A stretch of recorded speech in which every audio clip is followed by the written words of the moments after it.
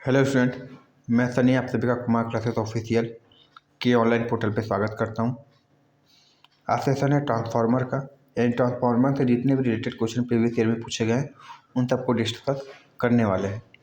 ठीक है, तो इम्पोर्टेंट सेशन है और इस सेशन को पूरा देखना है और इसको पसंद आए तो इसको लाइक करना है, शेयर करना है और चैनल पर नए होंगे तो सब्सक्राइब कर लेना है।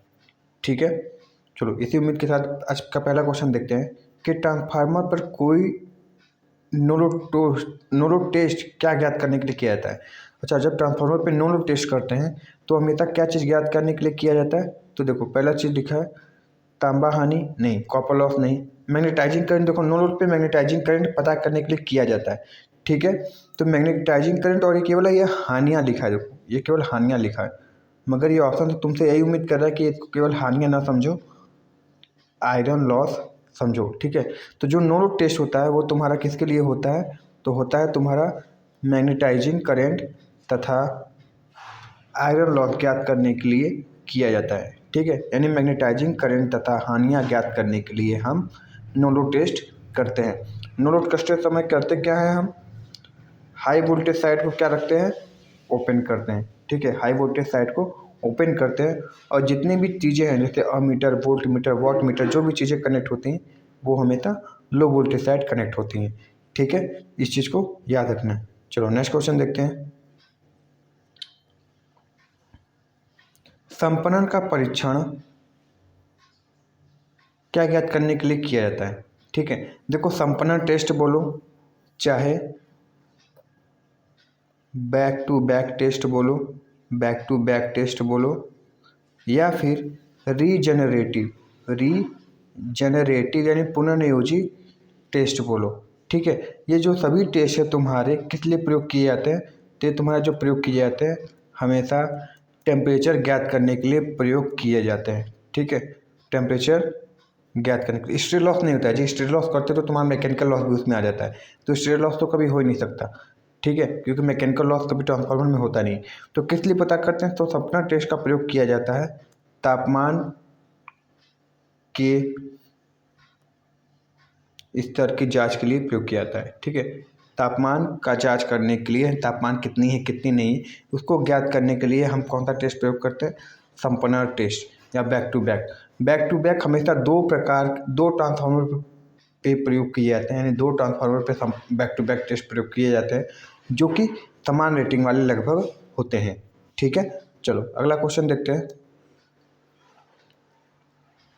एक ट्रांसफार्मर में चुंबकीय प्रवाह फ्लक्स का मार्ग होना चाहिए। देखो ये जब पहला लेक्चर था तभी बताया था कि जब हम मैग्नेटिक कोर बनाते हैं, मैग्नेटिक कोर कैसा होता है, यही होता है। इस पर क्या करते हैं, वाइंडिंग, ये प्राइमरी वाइंडिंग हो जाती है, ये सेकेंडरी वाइंडिंग हो जाती है और इसी मार्ग से होकर क्या होते हैं, हमारे फ्लक्स प्रवाह होते हैं। ठीक है, जो क्या करते हैं, प्राइमरी से होते हुए सेकेंडरी को लिंक करते हैं। तो ये जो मार्ग है जिसको चुंबकीय, एक तरीके से कहें तो चुंबकीय परिपथ है। चुंबकीय परिपथ हमेशा निम्न प्रतिष्ठब्ध का होना चाहिए। निम्न प्रतिष्ठब्ध का मतलब ऐसे पदार्थ जिनमें फ्लक्स पास कराने की काबिलियत बहुत अच्छी होती है। ठीक है, जैसे उसमें रसिस्टेंस, विद्युत परिपथ में जैसे प्रतिरोध का मान कम होना चाहिए, उसी तरह चुंबकीय परिपथ में रिलक्टेंस का मान कम होना चाहिए। ठीक है, तो ये चीज़ याद रखना है, लो रिलक्टेंस होना चाहिए। सही है, चलो अगला देखते हैं। ट्रांसफार्मर तेल की डाइलेक्ट्रिक स्ट्रेंथ कितनी दी जाती है। तो देखो ट्रांसफार्मर तेल की डाइलेक्ट्रिक स्ट्रेंथ यानी परावैद्युत सामर्थ्य जो लगभग होती है वो कितनी होती है, तो सर होती है 30 kV पर mm। ये क्या होता है, मैक्सिमम होता है, याद रखना ये क्या होता है, मैक्सिमम होता है। और RMS की बात करते हैं तो 21.2 kV या 21.1 kV पर mm होता है। और ये क्या होता है हमारा, सर जी ये हमारा होता है RMS। तो इसको याद रखना है। तो 30 kV नहीं है तो 33 kV भी सही हो जाएगा। ठीक है, 33 kV ये किसकी बात कर रहा है, मैक्सिमम की वैल्यू करता है। RMS रहता है तो लिखा होता है 21.2।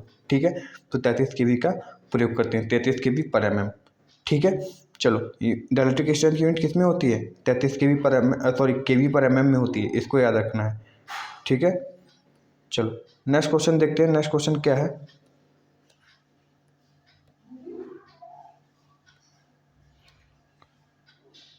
Cold roll grain oriented steel में परमिसिबल फ्लक्स डेंसिटी कितनी होती है? Cold roll grain oriented steel में परमिसिबल फ्लक्स डेंसिटी कितनी होती? तो सीआरजीओ की बात करें तो परमिसिबल जो फ्लक्स डेंसिटी होती है वो होती है 1.7 वेबर पर मीटर स्क्वायर। ये किसकी यूनिट है? सर जी ये यूनिट है बी की यूनिट है, यानी फ्लक्स डेंसिटी की, जो क्या होती है 5/A होती है। यूनिट क्या होती है? वेबर पर मीटर स्क्वायर। ठीक है, इसको याद रखना। चाहे तो इसको क्या लिख सकता है वो, टेस्ला भी लिख दे तो गलत नहीं हो सकता है, या फिर गॉस भी लिख दे तो गलत नहीं हो सकता। तो यूनिट कितना हो जाएगा 1.7 पर वेबर पर मीटर स्क्वायर। किसकी? Permissible flux density. किस पदार्थ के लिए? सीआरजीओ के लिए। और कोई दूसरा पदार्थ होगा तो दूसरा भी हो सकता है। ठीक है, चलो अगला क्वेश्चन देखते हैं। ट्रांसफार्मर कोर के निर्माण में से किस सामग्री का प्रयोग सबसे इम्पोर्टेंट है? ठीक है, तो देखो ट्रांसफार्मर हम उसी कोर का प्रयोग करेंगे जिसकी रिलक्टेंस कम हो, जिसमें हिस्टैरिसीस लॉस कम हो। ठीक है, क्योंकि हिस्टैरिसीस लॉस होता है तो हिस्टैरिसीस लॉस को भी कम करने के लिए हम मटेरियल का ध्यान रखना पड़ता है, और रिलक्टेंस तो होना ही चाहिए। तो हम ऐसे किस चीज़ का प्रयोग करेंगे? सर जी हम सिलिकॉन स्टील का प्रयोग करते हैं। सिलिकॉन स्टील, अगर स्टील में 2 से 3% अगर हम सिलिकॉन मिला दें तो वो सिलिकॉन स्टील बन जाता है, जिससे क्या होती है हिस्टैरिसीस लॉस घट जाती है और परमिएबिलिटी बढ़ जाती है। अगर सिलिकॉन स्टील नहीं दिया होगा तो तुमको सीआरजीओ पे टिक करना है। ठीक है, cold roll grain oriented steel. सही है, चलो अगला क्वेश्चन देखते हैं। ट्रांसफार्मर में नो लोड करंट और वोल्टेज के संबंध होते हैं कितना? नो लोड करंट और वोल्टेज, तुमको पता है कि करंट जो होता है, वैसे तो हमको पता है कि ट्रांसफार्मर की, तो याद रखना है ट्रांसफार्मर सदैव लैगिंग पे काम करता है। याद रखना सदैव लैगिंग पे काम करता है। अगर फुल लोड ट्रांसफार्मर होता है तो 0.8 लैगिंग हो जाएगा, अगर नो लोड ट्रांसफार्मर है तो 0.2 समथिंग लैगिंग हो जाएगा। ठीक है, ये चीज़ याद रखनी है तुमको। अगली दूसरी कहानी, जब नो लोड की बात करते हैं तो देखो याद रख के होता क्या है, तुम्हारा ग्राफ जब बनाते हैं तो ये तुम्हारा क्या हो जाता है IM हो जाता है। ठीक है, ये तुम्हारा V1 हो जाता है, ये तुम्हारा क्या निकल के चला आता है I0, क्योंकि हमको पता है नो लोड पे करंट जो होता है I0 ही होता है। तो V1 और I0 के बीच में जो ग्राफ बनता है यही बनता है, और ये ग्राफ या सॉरी ये जो एंगल होता है फाई कितना होता है लगभग 75 से लेके 90 डिग्री। ठीक है, यही होता है 75 से लेके 90 डिग्री के बीच होता है। तो याद रखना है कितना पीछे रहता है, तो बोलोगे सर कि लगभग जो नो लोड करंट है 75 डिग्री से वोल्टेज से पीछे रहता है। ठीक है, कौन? No load current. तो हमारा ऑप्शन ए क्या हो जाएगा? सही हो जाएगा। ये पूरा ग्राफ अच्छे से बता के बताएं जी, कहाँ पे? अपने ऑफलाइन वाले क्लास बैच में। ठीक है, तो ये सही हो जाएगा, ये पूरा चीज़ बताए हुए हैं। ठीक है ना, तो इसको याद रखना है।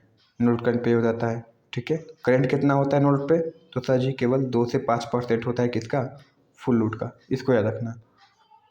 अगला क्वेश्चन है, ट्रांसफार्मर की दक्षता अधिकतम कम होगी। कोई दिक्कत नहीं है सर जी, ट्रांसफार्मर की दक्षता तब अधिक होती है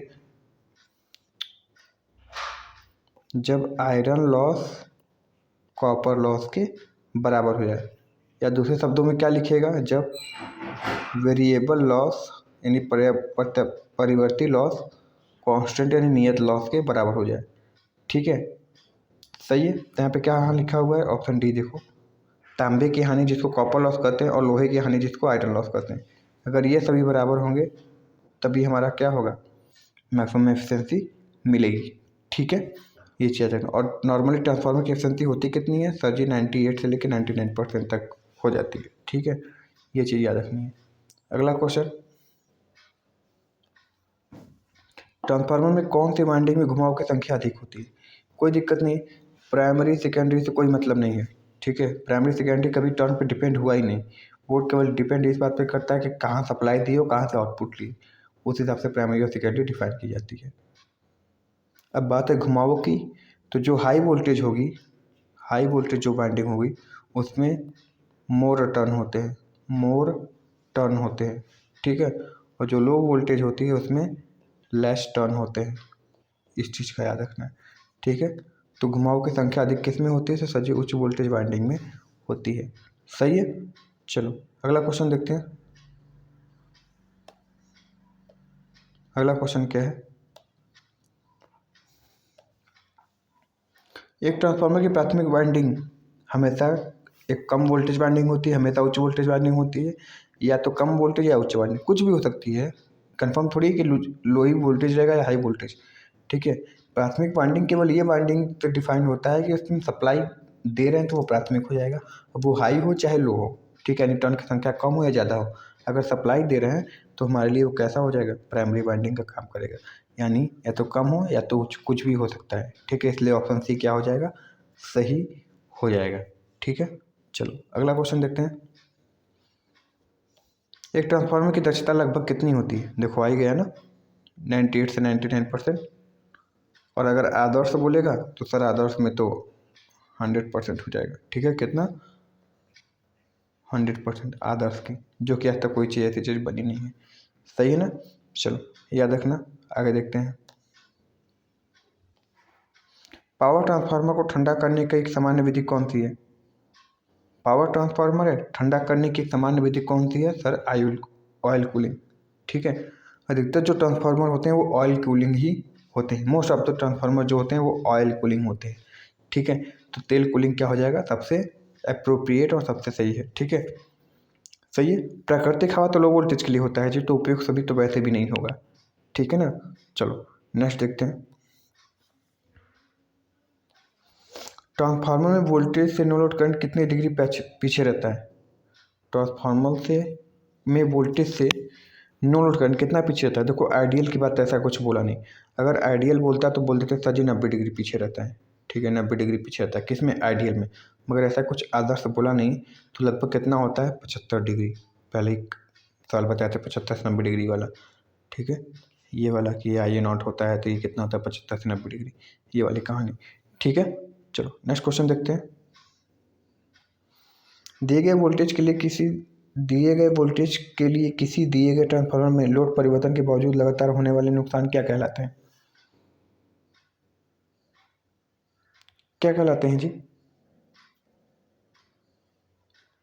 देखो पहली कहानी, घर्षण तो होता नहीं है। ठीक है, तो लोड से कोई मतलब नहीं है, घर्षण तो होता ही नहीं है। हिस्टेरिसिस और एडी करंट लॉस हमारे किसके हैं, लॉ हानि के टाइप हैं। ठीक है, जिसको क्या बोलते हैं, आयरन लॉ। तो लॉ हानि तो क्या होता है जी, कांस्टेंट लॉस होता है ना, ये लोड पे डिपेंड करता ही नहीं, तो ये आंसर नहीं होगा।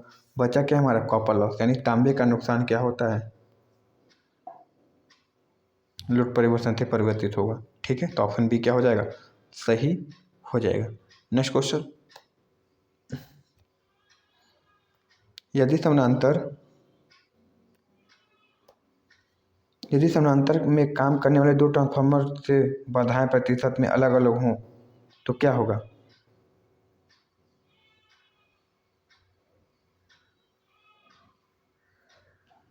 क्या होगा जी, काम पैरेलल ऑपरेशन में कर रहे हैं मगर जो बाधाएं हैं, ठीक है, प्रतिशत में अलग हैं। ठीक है, परसेंटेज इम्पीडेंस जो है वो अलग अलग हैं, तो क्या होगा, ट्रांसफार्मर गर्म हो जाएगा, दोनों ट्रांसफार्मर के पावर फैक्टर समान रहेंगे, समानांतर संचालन संभव नहीं। देखो संभव तो है, पैरेलल ऑपरेशन होगा, नो डाउट पैरेलल ऑपरेशन होगा, मगर होगा क्या, देखो समांतर ऑपरेशन संभव है लेकिन जिन पावर फैक्टरों में दो ट्रांसफार्मर काम करते हैं वे आम लोड के पावर फैक्टर से अलग होंगे। ठीक है, और ये डिसाइड करेगा जिसका पावर फैक्टर अधिक होता है वो कम लोड शेयरिंग करता है और जो कम होता है वो ज़्यादा लोड शेयरिंग करता है। ठीक है, फिर डिपेंडेंसी आ जाती है, कौन ज़्यादा, वो क्या बोलते हैं, कौन ज़्यादा डोमिनेंस है, कौन ज़्यादा इंपॉर्टेंट रोल प्ले करता है। वो तो हो जाएगा कि पैरेलल ऑपरेशन तो हो जाएंगे, कोई दिक्कत नहीं है। ठीक है, तो इस चीज़ को याद रखना है, तो ऑप्शन डी क्या हो जाएगा, सही हो जाएगा। पैरेलल ऑपरेशन होंगे जी, ऐसा नहीं कि पैरेलल ऑपरेशन नहीं होगा। R2 ट्रांसफार्मर की द्वितीयक वाइंडिंग का प्रतिरोध है, के ट्रांसफॉर्मेशन अनुपात है, तो प्राइमरी के लिए संदर्भित समकक्ष द्वितीयक प्रतिरोध कितना होगा। ठीक है, द्वितीयक प्रतिरोध कितना होगा, देखो तो मान लेते हैं कि नॉर्मली ये क्या है, स्टेप अप ट्रांसफार्मर है, नॉर्मली मान लेते हैं ये स्टेप अप ट्रांसफार्मर है। तो स्टेप अप ट्रांसफार्मर के लिए क्या होता है, जब द्वितीयक पे निकालते हैं तो लिखते हैं R2 dash is equal to क्या है, R2 दिया है ना तो क्या लिखेंगे, R2 द्वितीयक पे ही निकालना है, तो R2 अपॉन के स्क्वायर। ठीक है, तो हमारा क्या सही हो जाएगा, ऑप्शन सी सही हो जाता। अगर प्राइमरी पे ट्रांसफ़र करते हैं तो क्या लिखते हैं, अगर प्राइमरी पे ट्रांसफ़र होता है तो लिखते हैं R2 बराबर R2 इंटू के स्क्वायर। इसको याद रखना है। वैसे तुम लोग के सिलेबस का नहीं, खासकर टेक्नीशियन जो ITI लेवल के उन सब के लिए नहीं है, मगर है लिख लो याद, कभी आ गया तो कर देना। स्टेप अप डाउन ट्रांसफार्मर या स्टेप अप है उसके हिसाब से डिसाइड होता है। ठीक है, क्योंकि के की वैल्यू फिर वन से ज़्यादा वन से कम होने लगती है ना, तो फिलहाल इसका आंसर सी है। ठीक है, इसको नहीं भी देखोगे तो कोई दिक्कत नहीं है। नेक्स्ट क्वेश्चन देखो, एक ट्रांसफार्मर टैंपिंग आमतौर पर प्रदान की जाती है कहाँ, प्राथमिक साइड, सेकेंडरी साइड, कम वोल्टेज साइड या उच्च वोल्टेज साइड। ठीक है, तो देखो एक ट्रांसफार्मर में टैपिंग आमतौर पर प्रदान की जाती है कहाँ पे, हाई वोल्टेज साइड पे। ठीक है, क्यों देखो हाई वोल्टेज पे की जाती है, क्योंकि टैपिंग करेंगे तो हमको ज़्यादा चांसेस है, हमको क्या देखो ज़्यादा चांसेस हमको बन जाते हैं किस चीज़ के लिए, कि अपनी सुविधा अनुसार क्या कर सकें, वोल्टेज को बढ़ा सके या घटा सके। जब तुम लो वोल्टेज में करोगे तो वोल्टेज तो पहले ही कम है, उसको ज़्यादा कैसे कर पाओगे टैपिंग करके। तुम कम से और कम ही कर सकते हो, ज़्यादा नहीं करोगे, क्योंकि कम तो पहले ही वोल्टेज, ऊपर से तुम तब टैपिंग करोगे तो टर्न और कम करोगे तो वोल्टेज कम ही हो सकता है, ज़्यादा नहीं हो सकता। मगर उच्च वोल्टेज साइड है तो तुम चाहो तो टैपिंग करके टर्न कम करके अपने हिसाब से वोल्टेज को कम कर सकते हो। ठीक है, और ये प्राइमरी सेकेंडरी से कोई मतलब नहीं होता, किसी भी साइड तुम टैपिंग कर सकते हो। ठीक है, सप्लाई के अनुसार भी तुम टैपिंग कर सकते हो। ठीक है, तो उच्च वोल्टेज साइड ही अधिकतम आमतौर पर टैपिंग की जाती है। अगला क्वेश्चन, किसमें व्यक्त किया जाता है दी ट्रांसफार्मर की रेटिंग, सर जी KVA में, जिसको अपैरेंट पावर बोलते हैं। ठीक है, क्यों ऐसा करते हैं, KVA में किलोवाट में ही क्यों नहीं करते हैं, क्योंकि सर जी ट्रांसफार्मर पे कई सारे लोड ऐसे जुड़े होते हैं जिनका पावर फैक्टर हमको नहीं पता होता है। वो हो सकता है कि लैगिंग हो या लीडिंग हो। ठीक है, वो तो कंज्यूमर पे डिपेंड करेगा ना, इसीलिए हम पावर फैक्टर का झंझट ही नहीं रखते हैं, KVA में रखते हैं। क्योंकि KVA में ना तो cos फाई, ना तो cos फाई, ना तो sin फाई, कोई ऐसा चक्कर ही नहीं पड़ता है। इसलिए केवल KVA रखो, अपैरेंट पावर, जिसको S से दिखाते हैं। सही है, चलो अगला क्वेश्चन देखते हैं। ट्रांसफार्मर कब सांस लेता है जी, देखो सिंपल कहानी, जब सांस लेता है, याद रखना, जब सांस लेता है तो होता क्या है, ऑयल का क्या होता है, सिकुड़न होता है, जिसके कारण थोड़ा बहुत क्या होता है, मॉइस्चर हवा में, हवा का मॉइस्चर तेल में चला जाता है। और इसको रोकने के लिए कि मॉइस्चर नमी ना सोखे तेल, इसके लिए हम किसका प्रयोग करते हैं, ब्रेदर का। ब्रेदर में क्या होता है, सिलिका जेल का प्रयोग करते हैं। तो इस सांस कब लेता है, कि जब लोड घट जाता है, यानी जब भार घट जाता है, जब लोड घट जाता है तो ट्रांसफार्मर सांस लेता है। सिंपल कहानी अपने पे लेके सकते हो, देख सकते हो कि जब काम करके थक जाते हो, जब थोड़ा आराम से बैठो तब बोलते हैं कि थोड़ा सांस ले ले तब काम करेंगे। ठीक है, तो वही फॉलो इस पे होता है, समझने के लिए ये एग्जाम्पल सबसे बेस्ट है। सही है, चलो अगला क्वेश्चन देखते हैं।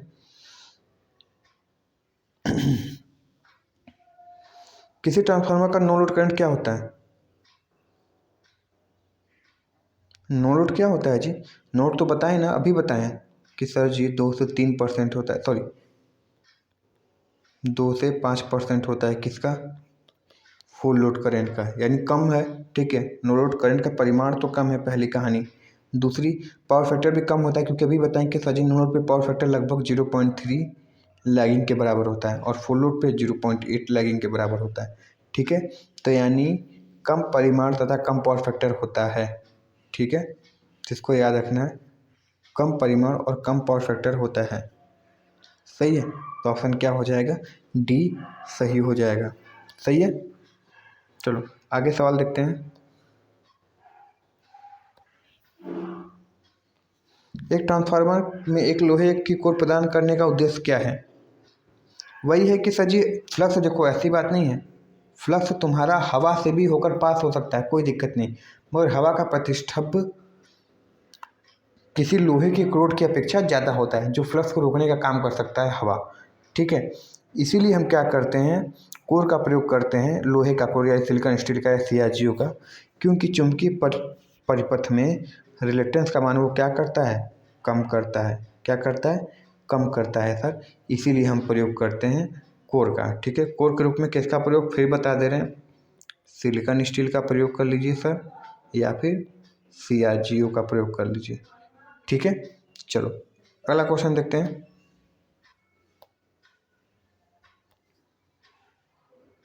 निम्नलिखित में से कौन सा ट्रांसफार्मर इंस्टॉलर का हिस्सा नहीं है?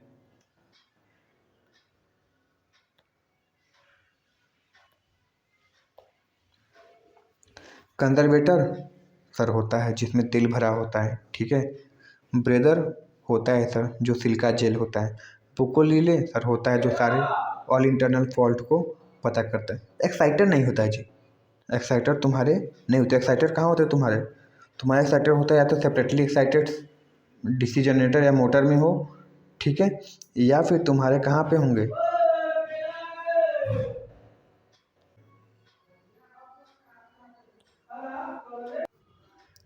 तो आई होप ये सेशन ये चैप्टर पसंद सॉरी ये क्वेश्चन पसंद आया होगा। तो अगर सेशन पसंद आया तो इसको लाइक कर दीजिएगा, शेयर कर दीजिएगा और चैनल पर नए हो तो सब्सक्राइब जरूर कर लीजिएगा। नेक्स्ट क्वेश्चन देखते हैं क्या दिया हुआ है कि एक ट्रांसफार्मर की रूटीन दक्षता किस पर निर्भर करती है? रूटीन दक्षता किस पर निर्भर करती है? रूटीन दक्षता उसी पर निर्भर करेगी कि लोड करंट कितना है। ठीक है, यानी लोड बढ़ने के या घटने के साथ साथ करंट भी खींचता ज़्यादा और कम करता है ना, तो उस पर निर्भर करेगा। क्योंकि उस चीज़ पे क्या निर्भर करेगा, हमारा कॉपर लॉस, और कॉपर लॉस हमारी एफिशिएंसी को प्रभावित कर सकता है। और दूसरा पावर फैक्टर कहता है लीडिंग है कि लैगिंग है, क्योंकि उसी हिसाब से हमारा पावर फैक्टर के हिसाब से ही वोल्टेज रेगुलेशन भी कम ज़्यादा होगा। ठीक है, तो ये क्या हो जाएगा, दोनों बी और सी दोनों पर निर्भर करेगा। ठीक है, चलो नेक्स्ट क्वेश्चन देखते हैं। ट्रांसफार्मर में एक कंजर्वेटर का कार्य क्या है? ये तो वैसे लिखवा चुके हैं ऑफलाइन में। यहाँ पे देख लो क्या होता है कि देखो कंजर्वेटर क्या करता है, जब उसमें तेल भरा होता है, ये टैंक है, इसमें आधा तेल भरा रहेगा। ठीक है, आधा तेल भरा रहेगा और यहाँ मेन टैंक होता है। तो करता क्या है कि जब मेन टैंक की तेल जब क्या होता है गर्म होने पे फैलती है, तो क्या होता है टैंक में चला जाता है और टैंक के ऊपर तेल भर जाता है। तो होता क्या है कि ये लीक ना करे, बाहर से लीक ना करे या फिर क्या ज़्यादा प्रेशर ना बनाए, इसलिए कंजर्वेटर टैंक में जब एक्सपेंड होता है तो हीटिंग के कारण तेल ऊपर चला जाता है, और जब संकुचित होता है तो तेल वापस नीचे चला आता है। या फिर कभी कभी जब तेल ख़त्म होने लगता है तो ऑयल के लेवल को मेन टैंक में बनाए रखने के लिए हम क्या करते हैं, कंजर्वेटर का प्रयोग करते हैं। तो ऑप्शन बी देख लो, सारा वही कहानी दिया हुआ है। ठीक है, देख लो सारे बी में यही कहानी दी हुई क्या कि जब हीटिंग के कारण तेल एक्सपेंड हो तो ट्रांसफार्मर को नुकसान से बचाए रखने के लिए, ठीक है, इसका प्रयोग करते हैं।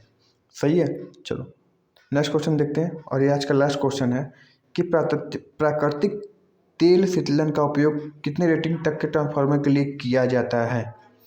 ठीक है, तो देखो कितने तक के लिए किया जाता है, तो ये लगभग 3000 kVA तक किया जा सकता है। ठीक है, 500 kVA से पहले देखो 500 kVA से ऊपर वालों के लिए क्या करते हैं हम, ऑयल कूलिंग का प्रयोग करते हैं। और कितने तक जाता है, लगभग 3000 kVA तक जाता है। कहीं कहीं 3500 की भी लिखा होगा, यानी 33000 kVA तक। ठीक है, तो 3000 है तो 3.300 kVA, 3000 है ना, तो 3300 kVA भी कहीं लिखा मिल सकता है। मगर किसके ऊपर होता है तो 500 kVA के अगर ऊपर चले जाएंगे तो हमको ऑयल कूलिंग का प्रयोग करना पड़ सकता है। ठीक है, ऑयल ऑयल का काम क्या होता है, ऑयल का काम ये होता है कि कूलिंग करना प्लस इंसुलेशन प्रोवाइड करना किसका काम होता है, ऑयल का काम होता है। और ऑयल कैसा होना चाहिए, नमी युक्त ना हो। ठीक है, यानी नमी उसके अंदर ना हो, जिसके लिए हम ब्रेजर का प्रयोग करते हैं जो कि सिलिका जेल का बना होता है। ठीक है, तो आई होप ये सेशन पसंद आया होगा। तो सेशन पसंद आया तो बाबू उसको प्लीज़ लाइक कर दो यार, शेयर कर देना, और चैनल पे नए होंगे तो सब्सक्राइब जरूर कर लेना। ठीक है, मिलते हैं नेक्स्ट वीडियो में। Thank you very much and all the very best.